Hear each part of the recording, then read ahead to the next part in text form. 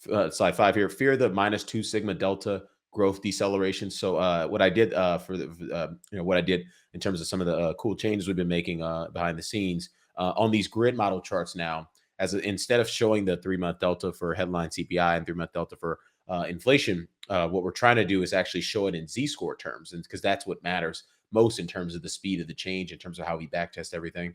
And so what we're showing here in the x-axis is the 3-month delta in trailing 3-year z-score terms for inflation, the 3-month delta for trailing on a trailing 3-year basis in terms of the OECD composite leading indicator on the y-axis. So what I mentioned when I say fear the 2 sigma growth deceleration, one, we're kind of in this, and so just be aware that the grid regime up at the top is still a function of, sorry, the grid regime at the top is still kind of what the forecasts are projecting. The 3-month delta could be positive or negative associated with that, but at the end of the day, what we really care about are these, and obviously the speed of the change. But going back to the key takeaway I'm trying to make here is that the growth rate will start to slow at a faster pace once you get kind of in June, latter Q2.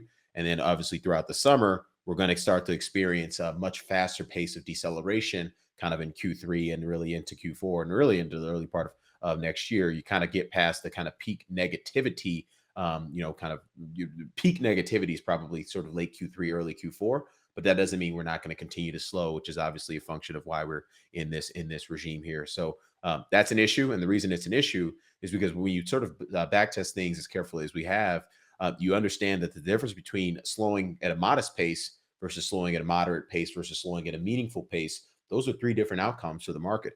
When you're slowing at a modest pace, and that's when you're in inflation or deflation, the sort of kind of the annualized expected return for the S&P 500 is a plus 5% on average.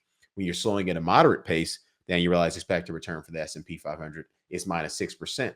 But when you're slowing at a meaningful pace, i.e. a -2 sigma growth delta, as we just highlighted here in the chart, we'll start to get to those numbers around kind of, late Q3, mid to late Q3.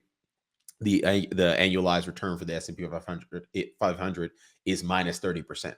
So that's a big deal. We're going from a scenario where we're kind of barely slowing with a positive expected return for the market to a scenario over the next kind of 3 to 6 months where we're going to be slowing at a much faster pace with a very negative expected return for the market.